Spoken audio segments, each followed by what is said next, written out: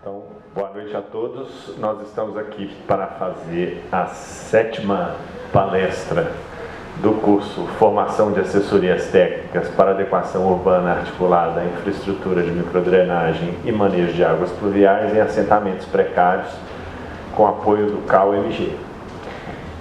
Hoje nós teremos a palestra da Renata da Silva Oliveira, que vai falar sobre Pedagogia Urbana das Águas.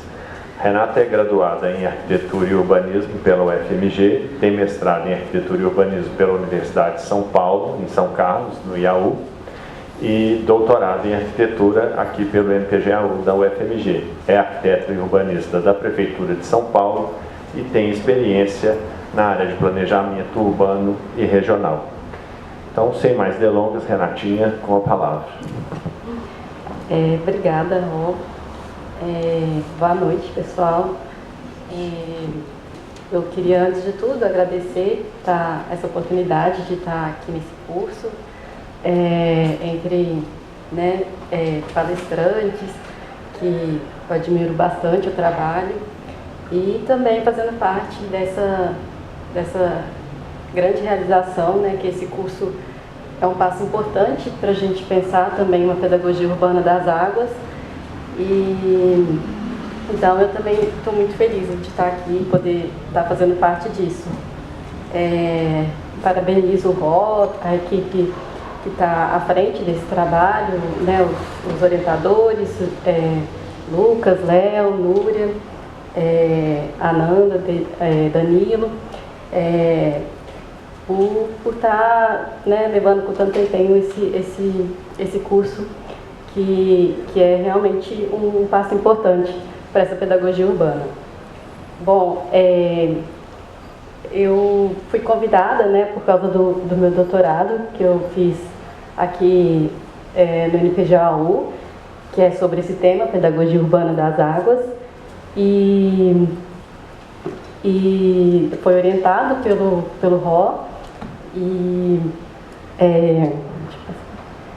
e aí ele chama a tese, tem o título Aprendendo com as Águas, Pedagogia Urbana das Águas na Bacia do Cercadinho.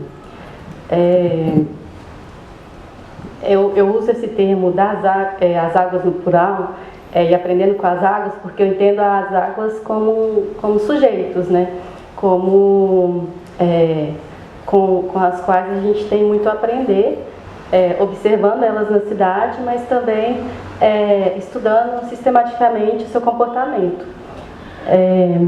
Então, essa tese ela foi desenvolvida junto ao projeto Águas na Cidade, então faz parte desse trabalho coletivo, e o projeto Águas na Cidade ele é esse espaço de experimentação contínua de formas de ampliar a aprendizagem sobre as dinâmicas das águas no interior das bacias urbanizadas, para produzir assentamentos urbanos mais coerentes com essa dinâmica. E tendo isso em vista, então ele é um projeto de extensão que vai combinar também com a pesquisa e com o ensino. Então, um alimentando o outro numa prática crítico-reflexiva. O projeto Águas na Cidade ele faz parte do MON, que tem como premissa de suas ações a autonomia coletiva. E aí, só para lembrar, ou para esclarecer esse termo que eu vou usar bastante aqui na apresentação, a autonomia coletiva ela diz respeito a criar as condições institucionais e materiais para que as pessoas tenham iguais condições de decidir sobre as questões da coletividade. E ela se contrapõe à heteronomia, que é quando não tem essas condições e acaba que alguns grupos de maior poder impõem as suas regras. O projeto entende que construir uma melhor convivência das cidades com as águas é uma tarefa coletiva e tem como condição a orientalização do conhecimento sobre as águas na cidade. Como essa tese, esse trabalho, essa pesquisa foi desenvolvida junto com o projeto Águas na Cidade, muitas vezes eu vou estar falando aqui no plural, a gente, nós, porque diz respeito realmente a formulações, a atividades que a gente fez juntos. Então, Antes de tudo, eu já apresento o conceito da pedagogia urbana das águas. Pode ser compreendida como um processo de aprendizagem coletivo para ampliar o conhecimento sobre as cidades e suas águas, incluindo a compreensão da história e dos impactos da urbanização e as medidas necessárias nas diversas escalas de produção do espaço para revertê-los, podendo ocorrer em diversos processos coletivos de aprendizagem sobre as águas na cidade, a depender das demandas e especificidades dos grupos de educandos. Então, pode ser, por exemplo, por demanda de um grupo que já produz o espaço, que a gente fala que é um grupo socioespacial, que quer produzir aquele espaço melhor, entendendo a necessidade de respeitar as dinâmicas das águas. Então, seria um caso de autogestão do espaço por um grupo socioespacial, ou também pode surgir essa pedagogia, pode ser interessante ter essa pedagogia no sentido de formação de opinião pública crítica, para que, então, não necessariamente por uma demanda de um grupo que produz o espaço, mas no sentido de uma educação ambiental urbana, para que as pessoas possam decidir melhor sobre a cidade nas instâncias participativas mais abrangentes, do planejamento urbano, do planejamento metropolitano. Então, na minha pesquisa de doutorado, eu estudei a bacia do Cercadinho, que já deve ter sido falado para vocês, eu acho, porque como a gente tem faz parte desse projeto comum, imagino que já deve ter sido falado um pouco dela para vocês, mas a bacia do Cercadinho é uma bacia urbanizada, localizada totalmente no município de Belo Horizonte, faz parte da bacia do Ribeirão Arrudas, como vocês podem ver, então as águas do Cercadinho elas vão desaguar no Ribeirão Arrudas, que por sua vez vão desaguar no Rio das Velhas e por fim no São Francisco, que vai desaguar lá no Oceano Atlântico. A escolha a bacia do Cercadinho, ela se difere assim de muitas bacias de Belo Horizonte, porque ela tem ainda muito dos seus córregos abertos, muitas matas ainda preservadas, mas ao mesmo tempo ela sofre ameaça de um padrão de urbanização que é um padrão hegemônico na cidade, que é esse padrão que desrespeita os cursos d'água, desrespeita as dinâmicas naturais das águas, e que é o padrão de prédios, ruas asfaltadas, canalização dos rios, supressão das matas. Como vocês podem ver aqui nessa imagem, na bacia do Cercadinho, esse padrão de urbanização, ele é representado pelo bairro Buritis, Belvedere, e ele vai se alastrando pela bacia e ameaçando essas características, esses atributos ambientais que ainda existem na bacia. Aqui essa fotografia maior, ela é um zoom na bacia. Então, nas áreas que é do Buritis, por exemplo, os córregos já estão canalizados. E aí, então, esse é o padrão que tem se expandindo, que está sendo um padrão que vai tomando toda a cidade, que desconsidera as dinâmicas naturais das águas. E a gente sabe que isso não é recente, desde o plano original da cidade, existe esse desrespeito com as águas, com as dinâmicas naturais das águas na produção da cidade, e isso é algo que perpetua, esses equívocos técnicos, eles ocorrem até hoje, apesar de hoje a gente ter outro paradigma mais sustentável de manejo das águas, ainda é recorrente as canalizações, tamponamentos dos córregos. E esse padrão, deixa eu voltar aqui, esse padrão de urbanização que vem hegemônico, predatório com a natureza, ele é um padrão de urbanização que ele é muito decorrente também do modo de produção capitalista da cidade, em que prevalecem os interesses dos capitais, e os interesses dos capitais vai estar sempre ligado à máxima exploração da terra urbana. E isso tudo, essa lógica de produção do espaço urbano, ela, somada ainda à intensificação das mudanças climáticas, ela vai levar, então, a esses eventos extremos cada vez mais comuns. E por mais que a gente saiba que esses eventos eles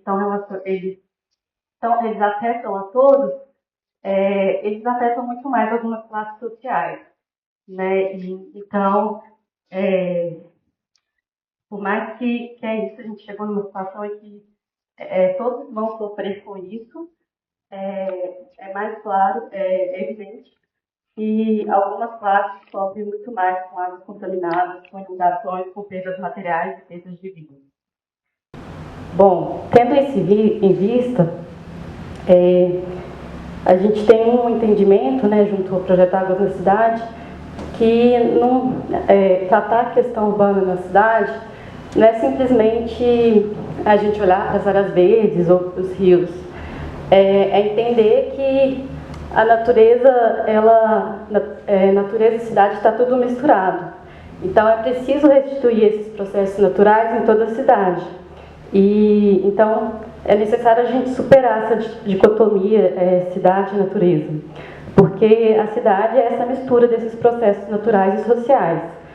Então eu gosto desse conceito que é de socio-natureza, que ele é desse autor Swinglio, não sei pronunciar, mas é um texto clássico da ecologia política, que chama a cidade como um híbrido, e aí ele fala, né, que não há nada de puramente social ou natural na cidade, e ainda menos antissocial ou antinatural.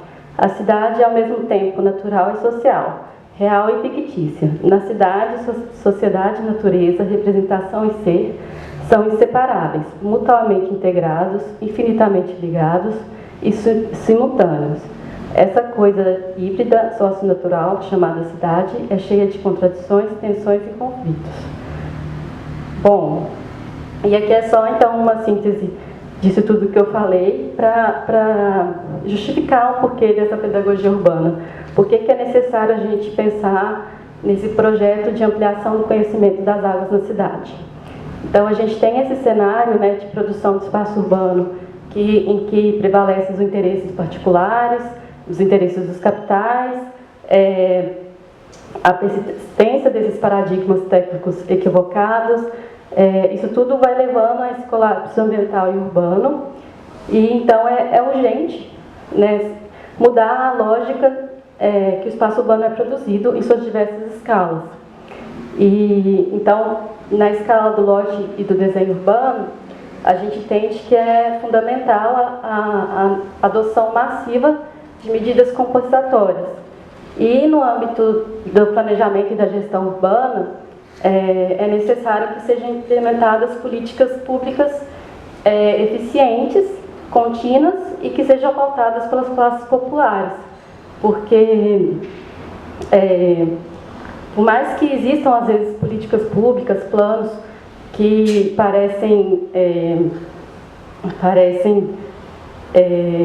muito bons, né, muito preocupados com mais justiça urbana, o respeito com a natureza, muitas vezes eles não têm continuidade ou eles sequer são implementados por causa dessa correlação de forças na cidade, que é o prevalecimento dos interesses dos capitais.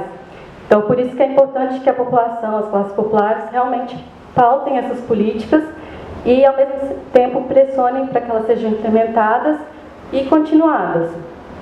Então, é assim que a gente entende que é possível mudar essa lógica de produção de espaço urbano, que desrespeita, né, o ciclo as dinâmicas naturais das águas e que tem levado a esse cenário muito preocupante.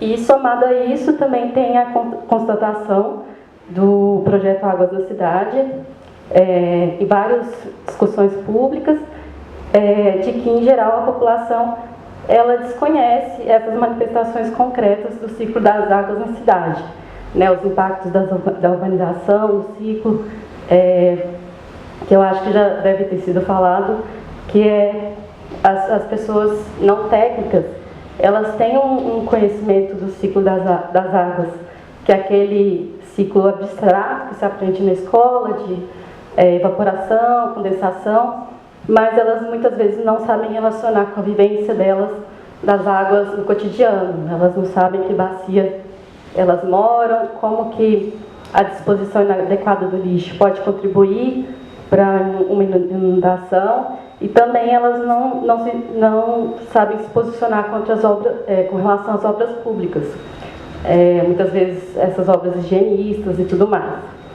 Então, por causa disso tudo, desse conjunto, é que a gente entende que é necessário ampliar esse conhecimento das águas na cidade e pensar como pode ser feita essa pedagogia. Deixa eu tomar mais um.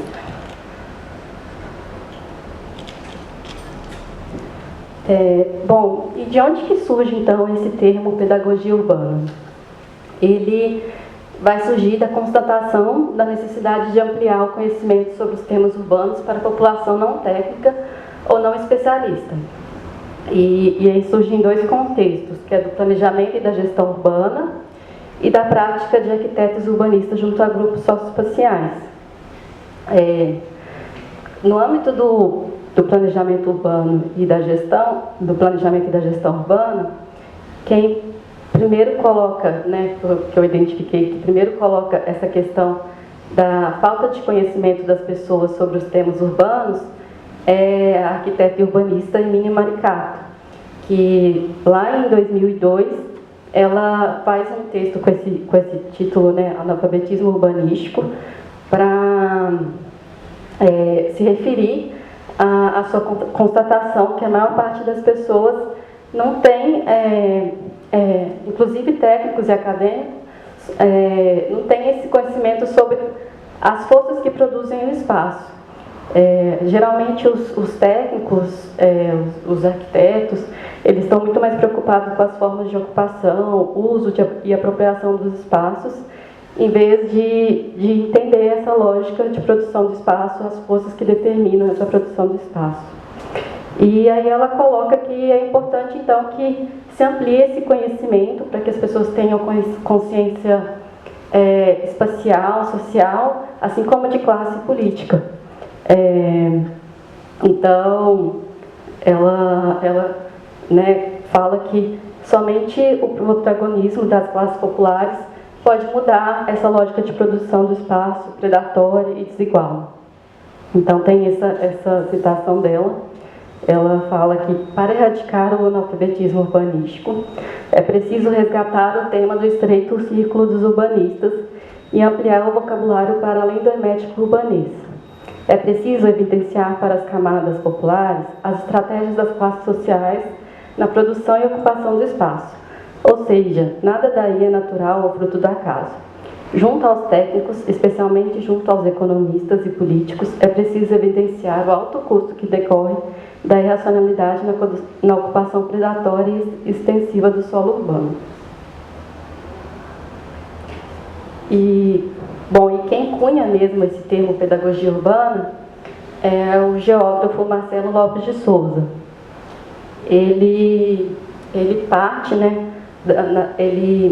no âmbito das discussões sobre um planejamento e uma gestão urbana mais democráticos, ele discute, que existe entre os técnicos do planejamento urbano, eles se colocam como neutros, e tendo em vista, eles se acham no direito de poder decidir, de ter a última palavra sobre os assuntos da coletividade urbana. Então, partindo dessa crítica desses especialistas, desse pequeno grupo que decide pela coletividade, ele coloca, então, que para a gente ter um planejamento e uma gestão urbana mais democrática, é necessário que haja, então, que as pessoas, a população em geral, possam decidir com conhecimento de causa, ou seja, de forma autêntica sobre a cidade. E para que isso aconteça, ele coloca que não bastam que sejam criados mais canais de participação, ou seja, mais audiências públicas, mais conselhos, porque o imaginário da população já é muito moldado pelos valores dominantes, que são os valores das classes que estão no poder, que são disseminados nos meios de comunicação, nos discursos. Então, por isso, é necessário, para que haja essa participação autêntica nas decisões sobre a cidade, é necessário também que sejam disseminadas informações relevantes sobre a produção do espaço urbano. Então, ele coloca que democratizar o planejamento e a gestão implica, por conseguinte, colocar o planejamento e a gestão dentro do raio de alcance decisório do corpo de cidadãos, retirando ambos do seu pedestal, quer dizer, de sua condição de pretendido monopólio de profissionais a serviço do Estado capitalista. O saber técnico-científico sobre o planejamento e sobre a gestão precisa ser tornado mais convivial, em um sentido tributário de Ivan Illich, um conhecimento que é acessível aos indivíduos e pode ser por eles dominado, simulando sua autonomia em vez de dominá-los, criando ou reforçando a heteronomia. Para isso, não bastam que sejam criados canais participativos formais. É necessário que as informações relevantes sejam amplamente disseminadas para que os cidadãos possam opinar e decidir com conhecimento de causa. É aí que entra a cena a pedagogia urbana. Então, ele fala que essas informações elas têm que ser difundidas nos canais de comunicação, informações como de políticas públicas, planos, tudo isso deve ser mais acessível para as pessoas e também com uma linguagem mais acessível, uma linguagem sem jargão, mais objetiva. E ele coloca também que é importante que haja cursos junto aos movimentos de base, cursos de formação de base junto aos movimentos sociais, cursos de capacitação oferecidos pelo governo, para que haja essa formação desses pedagogos urbanos mais habilitados a participar das decisões sobre a cidade. Bom, e já o termo pedagogia socioespacial é um conceito que foi formulado por um grupo de estudos aqui da Escola de Arquitetura, coordenado pela Ana Paula Baltazar, e eles se referiam a pedagogia socioespacial como um processo de catalisação de um ambiente de aprendizagem para que os grupos socioespaciais pudessem produzir melhor espaços que já produziam. E ao mesmo tempo, para que esses grupos fortalecessem sua autonomia. E aí a atuação dos arquitetos urbanistas nessa pedagogia socioespacial se daria por práticas de assessoria técnica, propondo junto aos grupos interfaces para produzir melhor espaço em novas relações sociais. Então, essa pedagogia socioespacial, segundo o grupo, ela se diferenciaria da pedagogia urbana, porque enquanto a pedagogia urbana estaria relacionada a informar as pessoas para melhor participarem numa estrutura dada, que é numa estrutura dos canais institucionalizados de participação, a pedagogia socioespacial seria essa aprendizagem sobre a realidade socioespacial das pessoas que produzem o espaço, ou seja, para a autogestão do espaço. E então essa pedagogia seria feita por interfaces para que o grupo continue produzindo espaço que o constitui como grupo e para que seja capaz de fazer isso melhor que antes. A meta não é um objeto arquitetônico íntegro e sim um grupo socioespacial ativo. No cenário otimista, o grupo conseguiria se fortalecer e se organizar a ponto de definir demandas próprias em contraposição ou colaboração com instâncias externas. E aí, só uma observação, esse socioespacial com IRF, ele foi,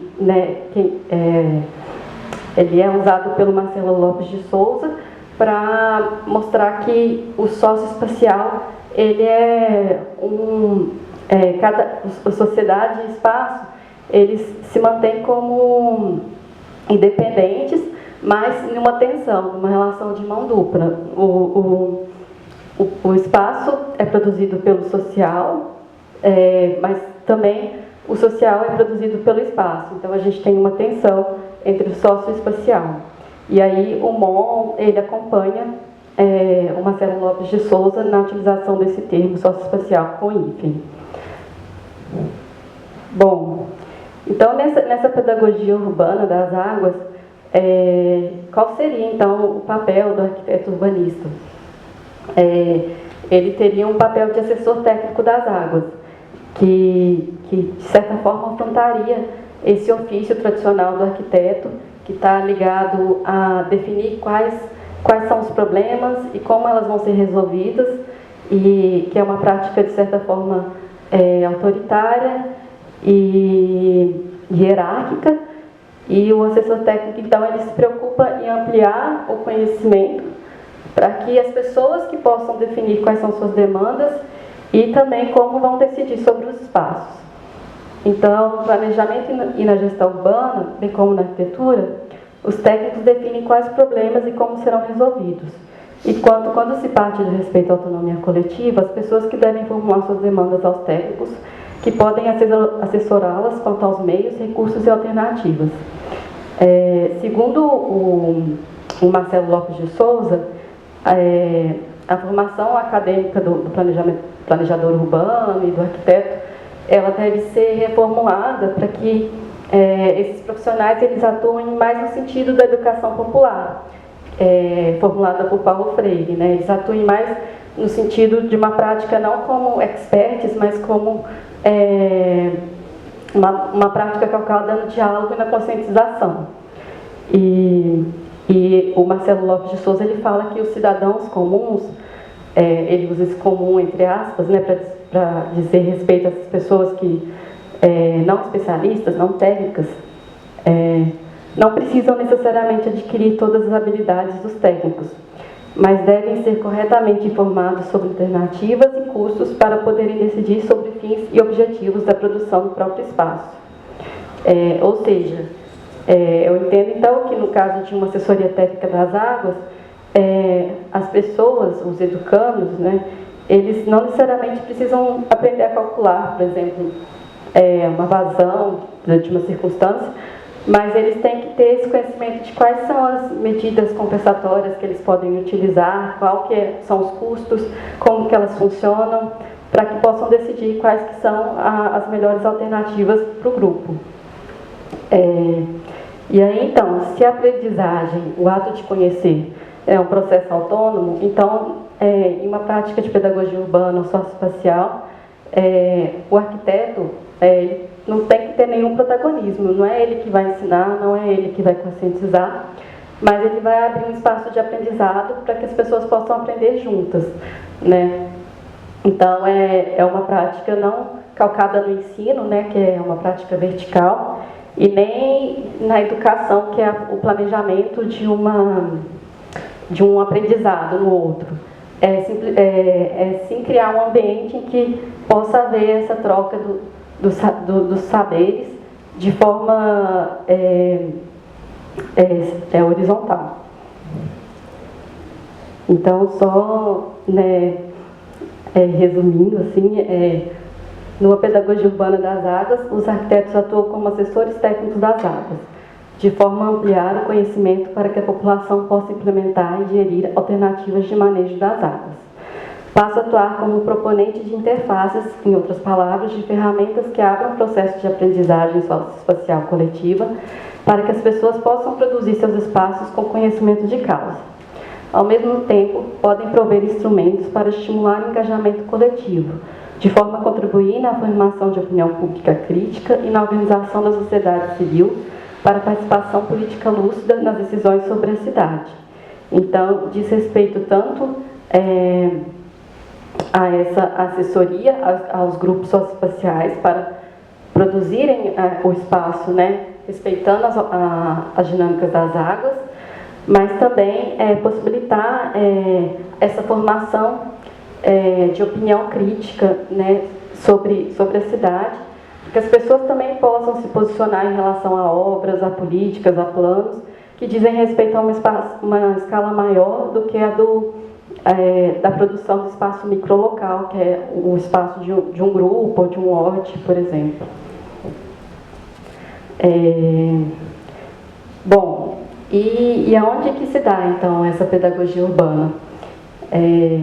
A gente entende que a aprendizagem sobre as águas ela tem que partir da bacia hidrográfica, que é onde a gente se pode compreender essa totalidade das dinâmicas urbanas, das dinâmicas das águas, do comportamento das águas, mas a circunstância, a escala da circunstância é a escala mais adequada para a construção do conhecimento das águas, porque esse conhecimento ele é um conhecimento relacional, ou seja, é um relacionamento, um conhecimento que é construído a partir do conhecimento abstrato, sistematizado, que vem da hidrologia e do urbanismo, que é a abordagem acadêmica formal, e um conhecimento de vivência da população. Então, o conhecimento sobre as águas, a aprendizagem sobre as águas, ela vai ter que surgir dessa troca entre o concreto e o abstrato, entre o saber técnico e dos moradores. Então, por isso que a circunstância é essas unidades mais, é a unidade da pedagogia urbana das águas, e considerando também que a circunstância ela é essa escala que ela é apreensível e operável pelos cidadãos comuns. Então, é o espaço que as pessoas, o espaço familiar das pessoas, o espaço que elas têm a vivência no seu cotidiano, e por isso é um espaço que elas podem entender o comportamento das águas de forma concreta e também podem ali decidir sobre as melhores alternativas e gerir alternativas mais resilientes de manejo das águas. Bom, então eu trouxe aqui nessas experiências um pouco do caminho exploratório assim, que a gente fez, no caso, no âmbito da minha pesquisa de doutorado junto com o projeto Águas na Cidade, de experimentar mesmo formas de ampliar esse conhecimento das águas, ou seja, né, possibilidades da gente poder pensar essa pedagogia. E a gente atuou em escolas públicas da Bacia do Cercadinho, entendendo que, quando geralmente, né, numa assessoria técnica, um grupo socioespacial que vai demandar a assessoria técnica. Mas, no nosso caso, não tinha esse grupo que demandou essa assessoria. Então, a escola, nesses casos, a escola podem ser lugares estratégicos para começar esse trabalho de organização dos moradores e de aprendizagem com as águas. Porque a escola, ela é esse espaço que exerce uma força centrípeta e centrífuga, né, no seu entorno. Ela, ao mesmo tempo que ela atrai pessoas para poder, tanto funcionários, moradores, estudantes, ela leva esse conhecimento para o entorno e para a sociedade em geral. Então é por isso que as escolas podem ser esses lugares estratégicos para se começar uma pedagogia urbana das águas e também processos de recuperação ambiental urbana, né, naquele entorno, naquele lote.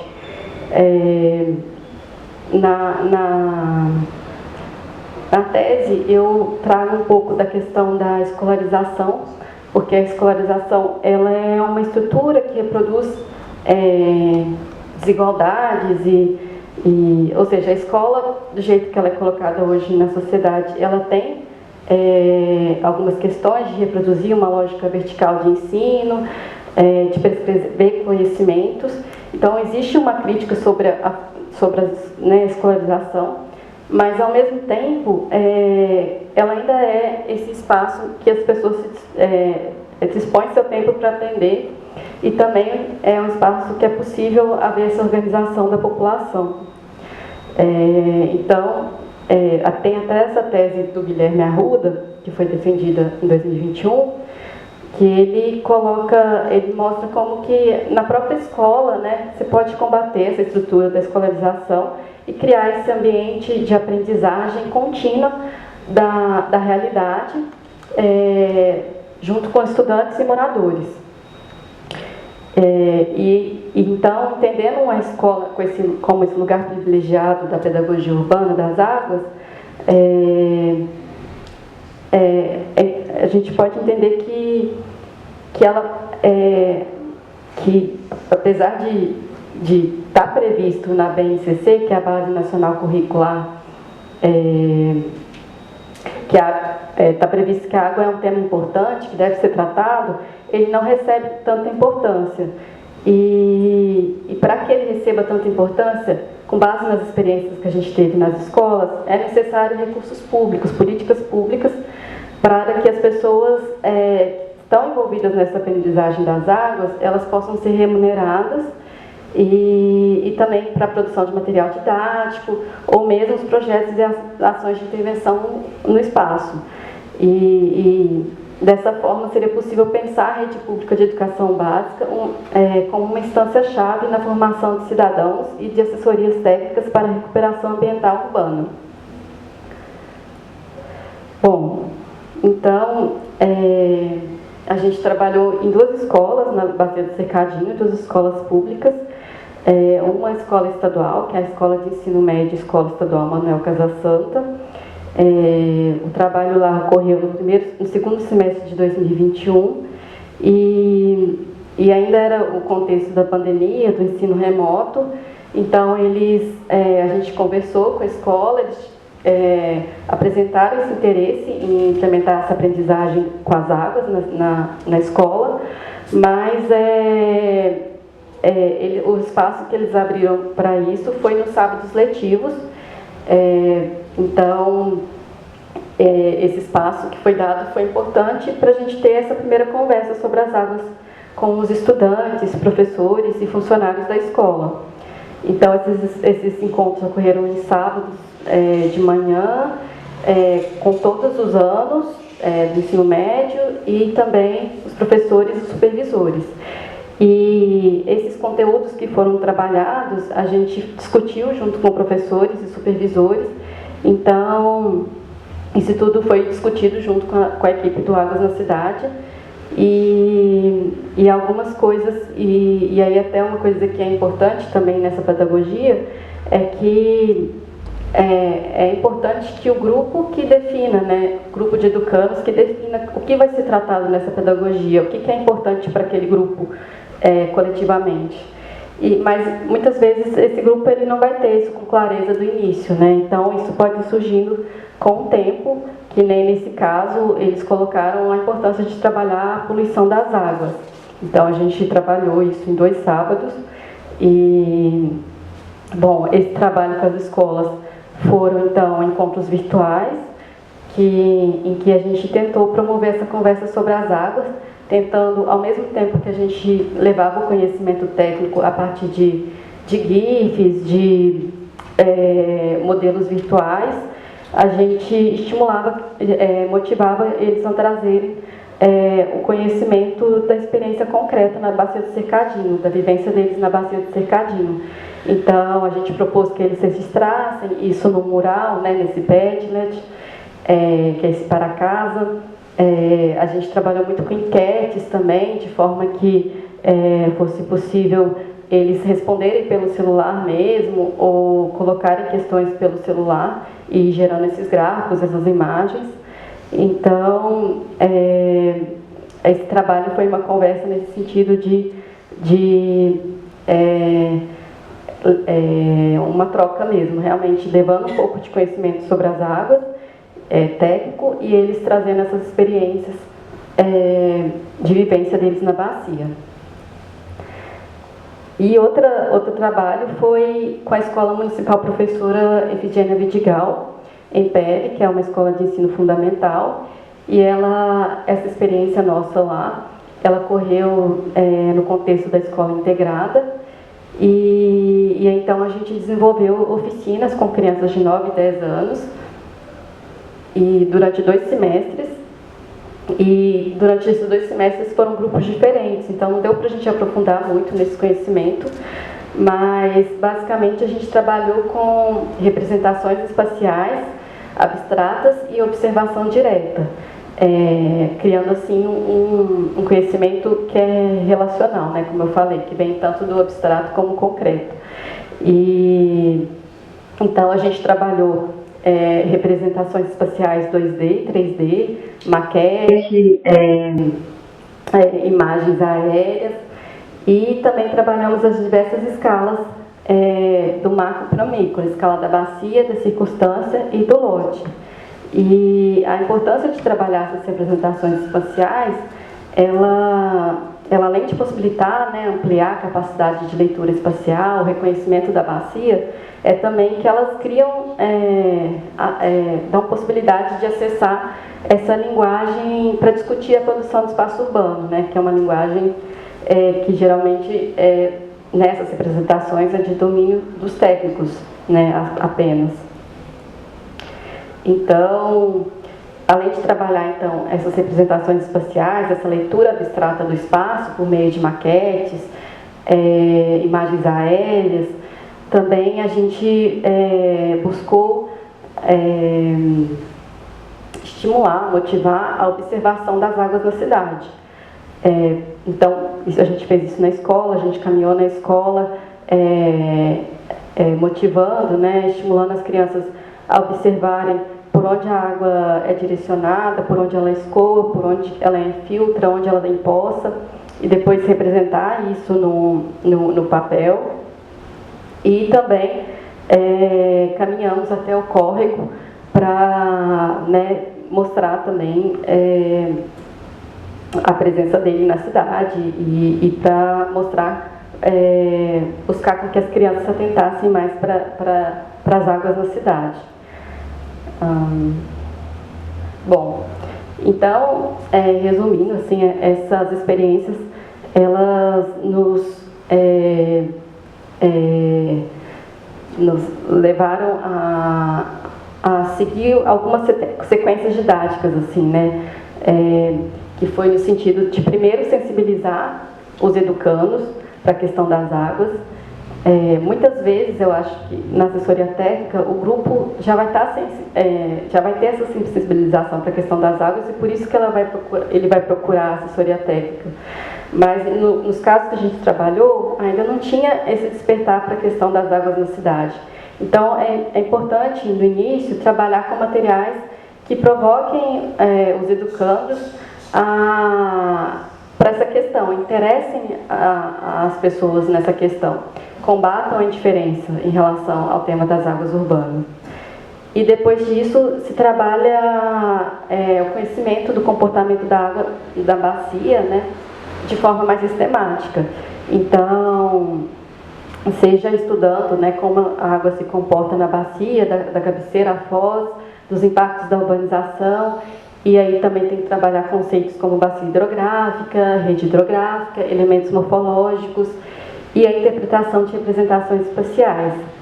E paralelo a isso, né, esse estudo sistemático da bacia e das representações espaciais, se aprofunda na abordagem das manifestações concretas das águas.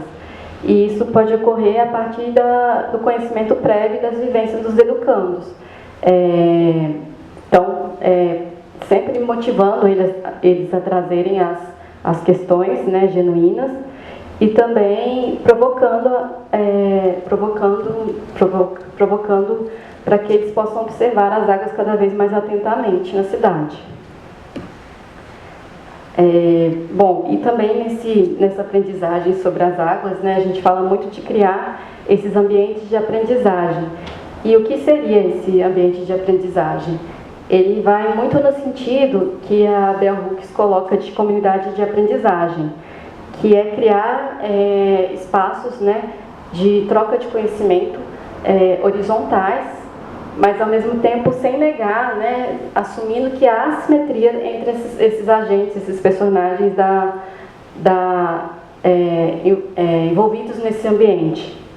Então, os educadores, geralmente, eles são existe uma hierarquia, né? Geralmente eles são de classes socioeconômicas diferentes, e até mesmo por eles terem o conhecimento técnico, existe uma relação de poder.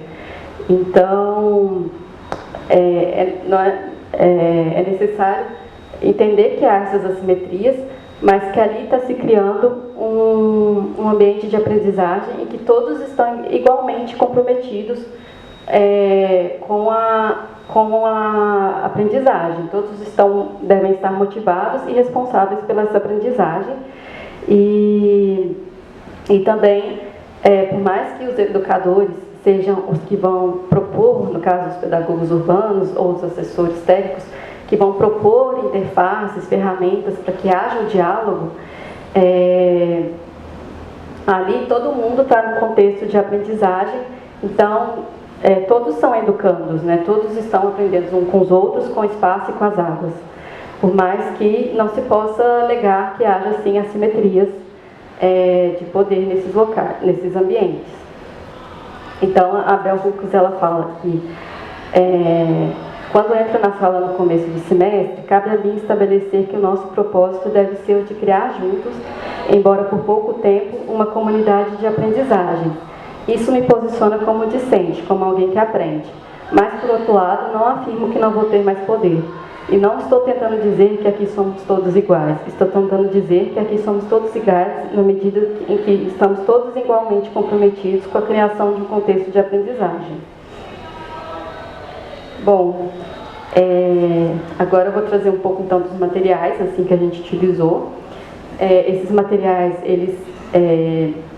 a gente chamou de instrumentos de diálogo, porque são materiais que buscam trazer essa troca do conhecimento técnico com as pessoas, mas tirando dessa linguagem técnica que é muitas vezes inacessível. Então, facilitando a compreensão dos fenômenos urbanos, do comportamento da água, mas de forma a promover o debate sobre o espaço, mas superando essa questão da linguagem técnica, de forma a tornar instrumentos realmente para fomentar o diálogo sobre o espaço. Então, trata-se de artefatos exploratórios que buscam ampliar a capacidade de visualização dos fenômenos urbanos e do comportamento da água no interior das bacias. Os instrumentos visam combater a assimetria entre técnicos e população não especialistas nos debates sobre a cidade, ampliando a capacidade de pensar e dialogar sobre o espaço. Então, um exemplo que a gente utiliza muito, né, é o kit bacias, que é esse instrumento para aprender sobre os elementos morfológicos, sobre delimitação de bacia.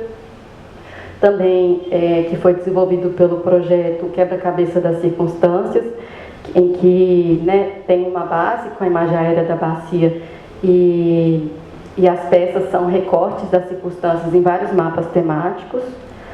Tem os instrumentos de diálogo digital que a gente utilizou muito, né, no contexto da pandemia, o Fazendo Chover, esse GIF de articulação de bacias que mostra como ocorre o encadeamento das bacias, como que uma água aqui da bacia do Cercadinho vai desaguar lá no Oceano Atlântico. GIF de delimitação da bacia do Cercadinho, mostrando essa lógica, né, da delimitação das bacias. Outro material também que, né, é muito frutífero nessas experiências são as maquetes, porque as maquetes elas atraem muita atenção, a curiosidade dos educandos, e elas facilitam, né, a associação. Como eles são essas representações muito próximas da realidade, elas facilitam a associação da representação com a realidade. E então essas maquetes, ela foi produzida pelo professor Thiago Castelo Branco, e ela tem também colado a imagem de satélite, né, a imagem do Google, e isso facilita também esse nexo com a realidade. Essa já foi uma maquete que a gente fez para a bacia do Cercadinho, que também foi utilizada nessas práticas junto com a INPEB, na bacia. E outra questão também importante nessa pedagogia é a questão de observar as águas, né? Então é sempre importante motivar as pessoas a observarem as águas na cidade, descobrir onde elas estão, porque, por exemplo, um córrego, né, por mais que, quando ele está aberto, ele tem um caráter pedagógico, por mais que isso gere geralmente uma relação negativa com as águas, né, relacionada tanto ao mau cheiro, a pragas, pelo menos ele não deixa as pessoas indiferentes a essa questão, né, faz elas pensarem sobre essa questão. Quando o córrego está fechado, tampado, as pessoas simplesmente ignoram as águas na cidade e aí nem vira, né, algo a se pensar em alternativas. Então é importante sempre nessa pedagogia envolver essa observação, provocar as pessoas a observarem as águas e também resgatar a memória das águas junto aos antigos moradores. Aqui, na verdade, foi um mural que a gente fez na escola estadual Manuel Casa Santa, que era um para-casa que a gente estimulava eles a colocarem posts relacionados com as águas na bacia do Cercadinho. E um dos posts era esse relato, 0.1, que uma moradora, né, quem postou foi a filha dela, mas a mãe dela vai trazer um relato de como era antes, né, na bacia, antes de implementação do bairro Buritis, como havia uma relação de desfrute com as águas, né, as pessoas tomavam banho, bebiam, né, enchiam os copos, brincavam. Então, é importante também fazer esse resgate das memórias das águas, como forma também das pessoas conseguirem enxergar outras alternativas concretas e outra relação com as águas da cidade, não essa relação tão negativa que geralmente os córregos poluídos geram. Outra questão é utilizar materiais provocativos, principalmente naquele momento de sensibilização, de abrir uma conversa sobre as águas. É importante que se utilizem materiais que vão tirar as pessoas da apatia, da indiferença e provocar uma surpresa. Então, por exemplo, e são coisas simples, por exemplo, essa imagem, né, de satélite, a gente sobrepôs a rede hidrográfica e isso provocou uma surpresa, porque as pessoas não imaginam que no meio da cidade tem um monte de rio debaixo da cidade, um monte de córrego, e que às vezes tem um bem perto da casa dela e elas não sabem. Outra questão, outro tipo de material também, nesse sentido, pode ser fotografias antigas e atuais, né, de como as águas eram antes e depois. Também é importante pensar como ampliar o imaginário espacial das águas, né? Então, aí pode trazer imagens que façam as pessoas visualizar uma forma diferente de tratar as águas na cidade.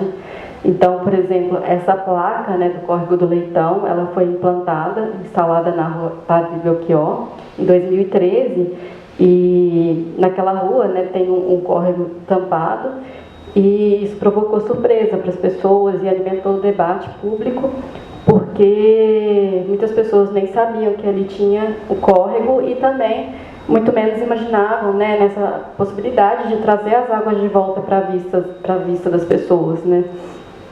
E essa outra imagem, a bacia recuperada, foi um exercício que a gente fez no projeto Águas na Cidade, de também pensar assim, no futuro, né, quais seriam as possibilidades para a bacia. Então, recuperar suas margens, por exemplo. Então, essas imagens que mostram outras formas, né, do que é hegemônica de tratar as águas na cidade, podem ser materiais interessantes, assim, de ampliar o imaginário das águas na cidade.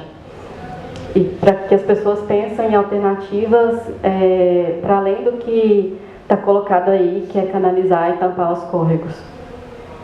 Bom, e outra também questão importante, né, que a gente trabalhou nessa pedagogia, é o entendimento de que muitas vezes as pessoas não vão ter tempo, não vão ter disposição para se dedicarem a uma pedagogia urbana das águas, porque elas já estão sobrecarregadas, porque elas já estão muito cansadas com apenas a tentativa de sobreviver, né?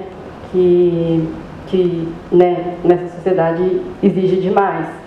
Então, essa pedagogia urbana das águas, ela também tem que ser pensada de uma forma de chegar nas pessoas no cotidiano delas, quando elas estão se empenhando em resolver, satisfazer suas necessidades mais imediatas, no transporte público, no trabalho.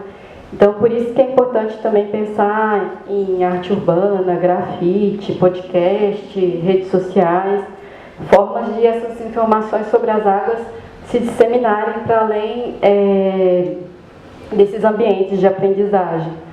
Então, plaquinhas, né, que nem essas placas do projeto Entre Rios e Ruas, que mostram onde estão os córregos canalizados, exposições de arte, poemas nos ônibus. Isso tudo é importante também para ir disseminando mais essas informações sobre as águas na cidade e possibilitando, né, uma maior atenção para o tema e quem sabe também abrir outros espaços de diálogo sobre isso. Bom, deixa eu só ver agora. Eu estou quase terminando. Então, mas aí também, né, além desse conhecimento sobre as águas urbanas, essa pedagogia urbana das águas, ela tem que trazer, além do conhecimento, ampliar o conhecimento técnico sobre as águas, como que as águas se comportam, quais são os impactos da urbanização nas águas, no comportamento das águas. Ela também tem que trazer um conhecimento, levar um conhecimento político, porque a gente, né, como eu mostrei no início da apresentação, existe uma lógica de produção do espaço urbano em que não é todo mundo que decide sobre a produção do espaço urbano. Existem interesses, né, particulares e o prevalecimento dos interesses dos capitais em explorar o máximo possível a terra. Então, para mudar essa lógica, é realmente necessário que haja uma mudança da correlação de forças na produção do espaço urbano. E então é necessário também que essa pedagogia ela inclua também a compreensão dos agentes e das forças que impedem que o atual paradigma da urbanização seja transformado e também mostre como funciona a estrutura de gestão, de planejamento urbano, porque diante dessa estrutura de planejamento, de gestão urbana, essa estrutura institucional, por ela ser tão complexa, opaca, isso faz com que as pessoas se sintam ignorantes para poder participar das decisões sobre a cidade. Então, é importante, sim, que se esclareça como funciona a administração atual, bem como a gestão das águas, quem toma as decisões, que alternativas existem para descentralizar unidades espaciais menores, integradas e operáveis por todas e todos. Ou seja, pensar nessa lógica da autogestão, da gestão de medidas compensatórias no âmbito da circunstância, ou seja, de um maior poder de decisão também na produção do espaço urbano como um todo. Isso tudo, para isso tudo acontecer, é necessário que se conheça também como funciona toda essa estrutura de gestão e também como que os diversos agentes, né, atuam na produção do espaço. Então, é possível que uma população consciente, aos poucos, conquiste o direito à gestão, pressionando as instâncias políticas a implementar leis que priorizem o bem comum e a barrar medidas que só servem a interesses particulares. A população já não seria participante dos processos decisórios, e sim seu protagonista. Bom, então, é isso, né? A aprendizagem, essa pedagogia urbana das águas, ela tem que possibilitar que as pessoas, de fato, participem nas decisões da cidade e até apresente alternativa aos planos, aos projetos, às políticas colocadas pelo Estado. E, né, então, como horizonte, essa pedagogia urbana das águas deve ser um meio para conscientização, organização e mobilização, visando tanto a autogestão na escala da circunstância, quanto a influência nas decisões e instâncias políticas mais abrangentes. ela deve contribuir ainda para que as classes de renda mais alta e de maior poder percebam o problema das águas e assumam o ônus pelos impactos que geram. Bom, esse finalzinho aí, então, além, né, desse propósito de ajudar numa conscientização, organização e mobilização da população para que ela possa autogerir essas medidas compensatórias, possam gerir as águas, né, no âmbito da circunstância e também possam participar das decisões da cidade no âmbito mais abrangente, da escala do planejamento urbano, metropolitano. A gente não pode ignorar que existe também, boa parte da cidade, ela é produzida nesse padrão hegemônico por classes, às vezes, de mais renda e maior poder. E esse padrão de urbanização, que é bastante consolidado, ele também é muito predatório, como a gente mostrou do Buritis, né? Que é um padrão de urbanização que asfalta, que canaliza. E os proprietários desses lotes, eles também têm que se responsabilizar pelos ônus que causam. Então, toda a cidade ela tem que ser produzida de outra forma. Então, isso deve incluir também essas classes, esses bairros mais consolidados. Então, essa pedagogia urbana tem que, de uma forma, chegar não apenas naqueles grupos de ocupações organizadas, de assentamentos precários, de escolas, porque esses geralmente são os que sofrem mais os impactos, né, dessa forma de produção do espaço e, às vezes, são os que menos contribuem para essa forma para essa forma tão conflituosa da relação da cidade com a natureza. Então, a pedagogia urbana, de certa forma, então, ela tem que chegar em todas essas pessoas que moram na cidade, para que essas pessoas, então, também de maior poder e maior classe, também possam arcar com o ônus dos impactos que geram, ou seja, por meio de implementação de medidas compensatórias, por meio de taxações.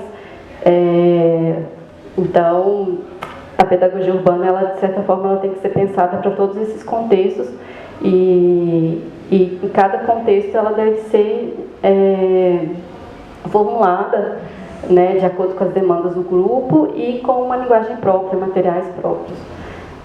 E, bom, só para fechar, então, eu entendo que essa relação conflituosa da natureza com a cidade, ela pode ser revertida, né, a partir das águas, começando pelas águas. Porque quando a gente começa a pensar a respeitar as dinâmicas das águas, necessariamente tem que construir os assentamentos urbanos, respeitando o relevo, tem que abrir o espaço para as águas para chegar no lençol freático ou nos córregos, restituir suas matas ciliares e, né, dispor isso às águas, e junto a isso vai restituindo todo o ecossistema vivo, né, urbano, do rio. Junto com ele vai vir, então, mais plantas, mais bichos, e vai havendo essa integração, tudo natureza humana e não humana na cidade. Então, é possível pensar, então, essa recuperação ambiental urbana a partir da recuperação das dinâmicas naturais das águas na cidade. E dessa forma, né, as pessoas vão poder se sentir parte da natureza e também parte da cidade cujo futuro elas escolheram. Bom, aqui só tem as referências que eu usei na apresentação, assim, mas tudo isso que eu falei foi com base numa referência muito maior que está tudo na tese. E é isso, assim, eu agradeço, espero que essa apresentação ajude vocês a pensar, né, como fazer esse diálogo com as pessoas no âmbito da assessoria. E também aqui eu mostrei as nossas experiências, o nosso caminho, mas sempre, né, não é uma receita, né, são vários caminhos e é importante a gente ir pensando junto como fazer isso melhor. É isso, muito obrigada, gente, pela atenção e pela paciência.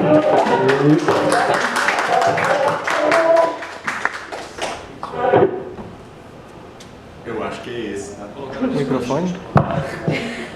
Eles avisaram que ia ter uma. Agora eu fiquei ali. preocupado com isso, vai só abrir no finalzinho. Tem que ser mesmo.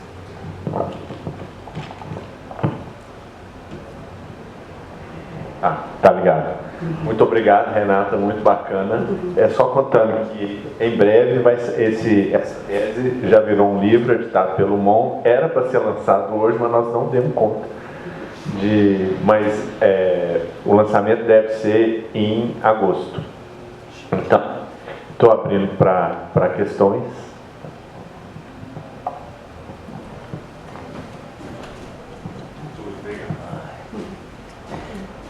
Boa noite. Boa noite. Primeiro, muito obrigado por ter vindo e por ter preparado a palestra, por ter nos colocado, em contato com a sua tese.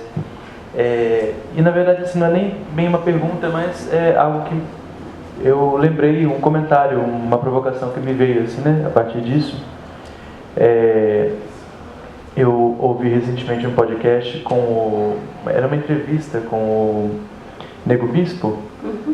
E ele faz uma crítica a várias coisas, obviamente, mas um ponto muito interessante é que ele fala que a gente traz muito a questão do desenvolvimento e ele tenta trazer a perspectiva do envolvimento, né?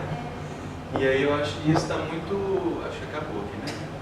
Aqui é só um primeiramente informativo. Tá.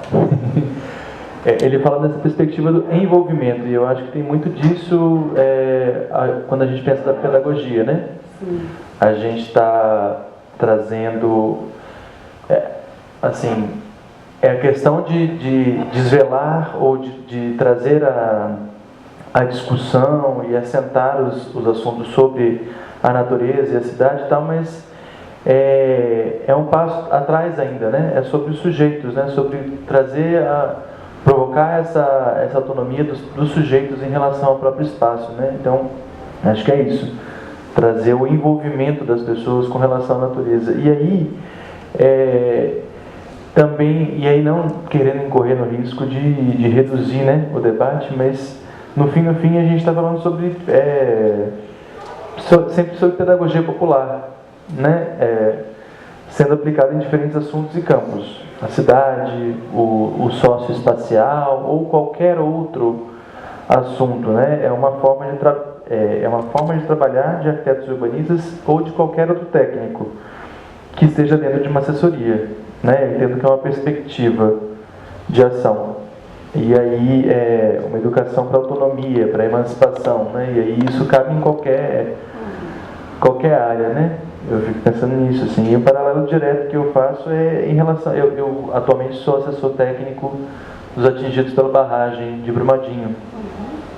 E a gente tem um trabalho direto com a educação popular, né? E isso me interessou muito as metodologias, né?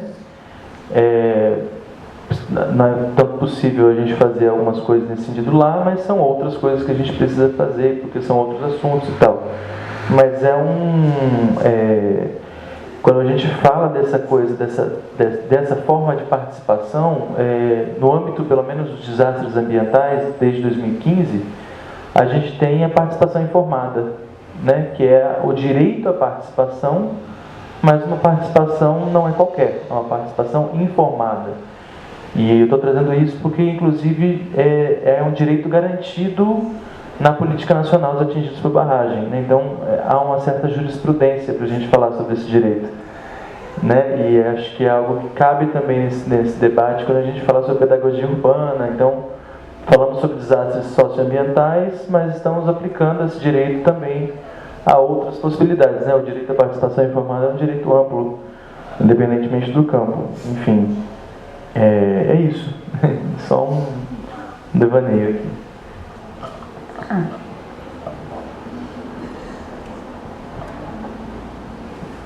Boa noite. Eu sou Fernanda. No início eu vi que você é da Prefeitura de São Paulo, certo? Isso. E eu fiquei curiosa, assim, não sei se você atua nessa área diretamente, mas se há alguma possibilidade, por exemplo, já de inserção desse conhecimento na parte de planejamento, né? E aí eu fiquei curiosa de saber se né? Já está desenvolvendo alguma coisa desse tipo.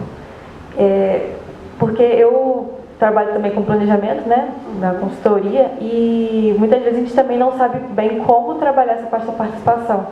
Recentemente a gente fez um plano, diretor, e que era uma área também que tinha muita inundação e tudo mais. E a nossa proposta foi aumentar, por exemplo, as taxas de permeabilidade. Só que, apesar da gente explicar para a população, né, o que significava, eu acho que a gente realmente precisava fazer algo nesse sentido, assim, de uma explicação mais clara mesmo dessas influências, né? Então eu fiquei curiosa para saber como fazer. Enchi você de pergunta, né, Rê? Boa noite. Boa noite. Obrigada também pela... Eu sabia da época que você estava fazendo tese, não sabia que era tão legal sua tese, sua pauta. Em diálogo, né, com um pouco do que eu pesquisei no meu mestrado, no sentido dessas interfaces de diálogo, mas no caso aqui da sua pesquisa para essa pauta das águas na cidade. E aí, pegando o gancho com a pergunta da Fernanda e do Túlio sobre essa coisa da participação informada, eu também fiquei super curiosa se você pudesse contar um pouquinho mais, talvez alguns exemplos, se você pudesse trazer, dessas interfaces que você utilizou com os grupos socioespaciais, no caso aí nas escolas, sobretudo para essa fase inicial, que casou muito com a pergunta da Fernanda, sobretudo para essa fase inicial, como você comentou, no início, às vezes, o grupo não está ainda informado dentro dessa lógica de que não é nós, técnicos, que temos que dar o problema, né, para eles. Eles têm que nos trazer o problema. Mas como mobilizar esse conhecimento técnico dessa forma horizontalizada, né? Um grande desafio que eu vejo é esse, né? Assim, quais ferramentas, quais interfaces a gente consegue trabalhar com esses grupos para trazer esse conhecimento ao debate, para despertar o olhar deles para o problema, igual você comentou. No fim das contas, esse grupo lá da primeira escola, se eu não me engano, eles entenderam, então, vamos trabalhar a poluição dos rios. Mas se você puder contar um pouquinho mais dessas interfaces utilizadas para mobilizar esse conhecimento e com o grupo, que eu acho que é um pouco do que vocês vivenciaram nesse plano de diretor, né? O técnico já chegou lá, a inundação, mas como trabalhar com eles para eles entenderem e trazerem isso, né? O problema é a inundação, porque aí internaliza muito mais o problema e avança nessa discussão das soluções também de modo horizontal e não a gente, o técnico impondo, né? Definindo. E aí uma curiosidade que eu achei interessante, a foto de 2013 do Córrego Leitão na Rua Padre Belchior, fui até pôr no Google se está hoje renaturalizado o córrego, e acho que não, né? Não sei se você sabe contar disso. Não, era só uma fake news, assim, uma placa, uma intervenção urbana, assim, né? Alguém fez aquilo para provocar o debate mesmo, mas não era uma placa, porque tem a logo, né, de governo federal e tal, mas é tudo, não era de verdade, assim, né? Era realmente para provocar mesmo um debate, assim, né? Então não. Bom, acho que eu vou tentar responder, então, assim, dentro do que a gente, né, que a gente trabalhou aí até agora. Bom, primeiro eu agradeço muito também, assim, pelas contribuições, assim, de vocês. Com relação ao Negro Bispo, assim, eu não conheço muito, mas também já ouvi alguns podcasts, então, assim, eu compartilho muito com essa perspectiva do envolvimento, né? As pessoas, é muito diferente do que a gente entende dessa noção de desenvolvimento ocidental, né, que está ligado ao progresso e tudo mais. O envolvimento é realmente as pessoas se interessarem pelas questões da coletividade. E então eu acho que eu gostaria de poder realmente ouvir mais, né, o Negro Bispo também, para poder falar mais, aprender um pouco mais com ele. E, bom, em relação à participação nesses processos de planejamento urbano, ou, né, no caso também da questão de reassentamentos, é um desafio, assim, é realmente pensar nessas interfaces, nessas formas de ir interessando, envolvendo as pessoas e elas irem entendendo quais são as demandas quais são as questões importantes de serem trabalhadas ali pelo grupo, pela coletividade.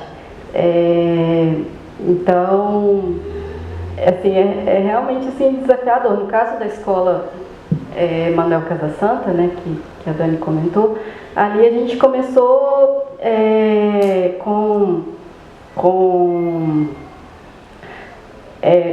motivando mesmo a eles trazerem essas observações. A gente criou tanto um Google Fotos como o Padlet, que é esse mural eletrônico, para eles trazerem as fotos, as percepções deles. Mas assim, essa questão da poluição, ela não foi colocada de início, mas assim, eu acho que também não foi por causa de algum instrumento específico que a gente colocou. Eu acho que de repente, né, no processo ali, eles despertaram, talvez observando mais as águas, né, se atentando mais a isso na cidade, a partir do início dessa aprendizagem que a gente provocou, que aí que eles trouxeram isso depois.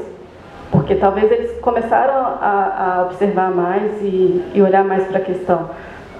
Então, acho que por isso que eles não colocaram de início. Eu não acho que foi por causa de nenhuma interface, nenhum instrumento de diálogo que a gente tenha criado.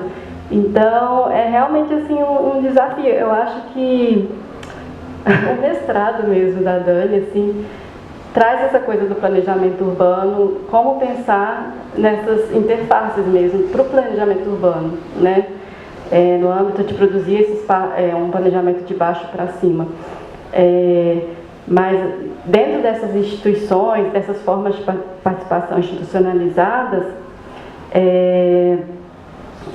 eu acho que talvez trabalhar por grupos e tentar pensar ali junto com grupos, em vez dessas grandes audiências,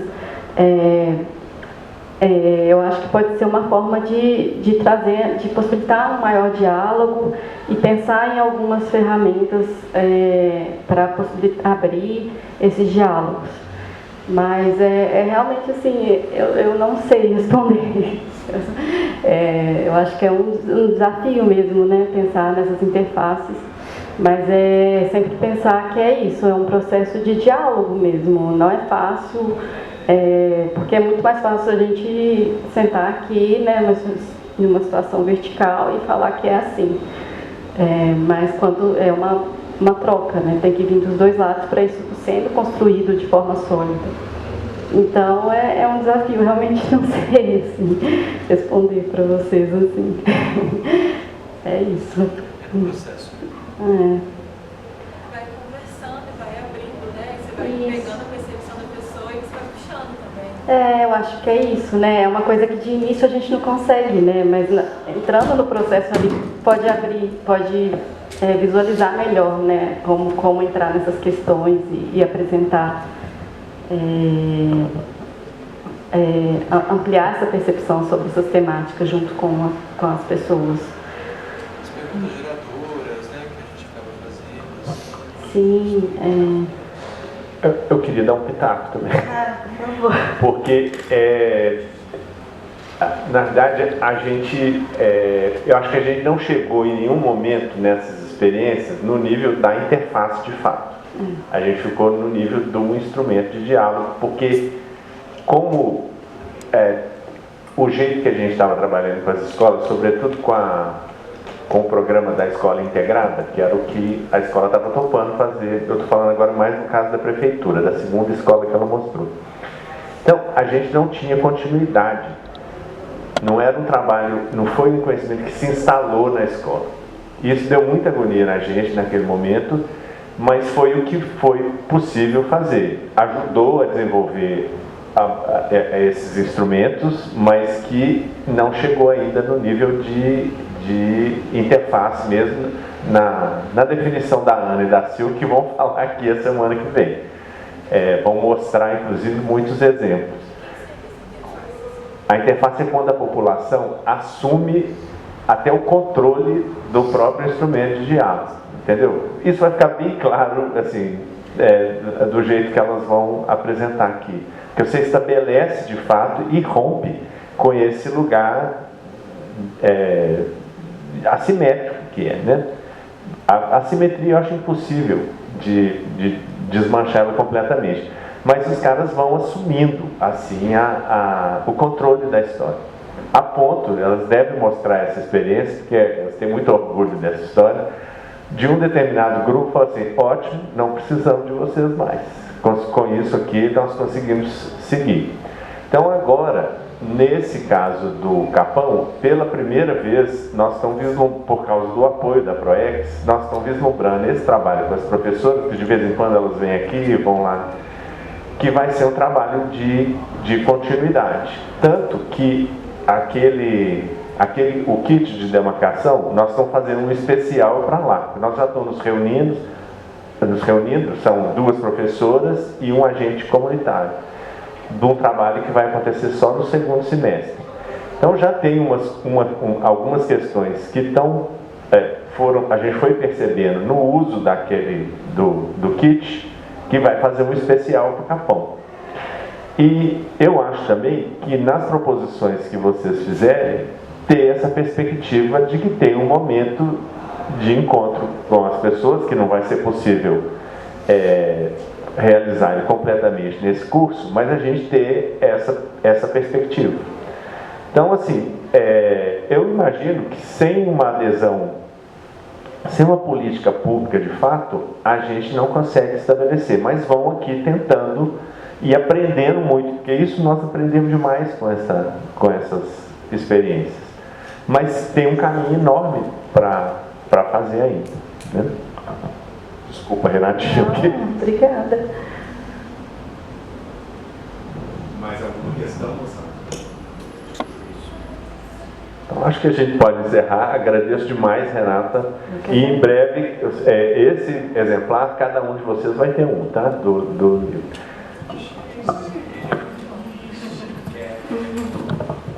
Bacana demais. É isso aí. Obrigado, viu? Obrigada a vocês, gente, pela atenção.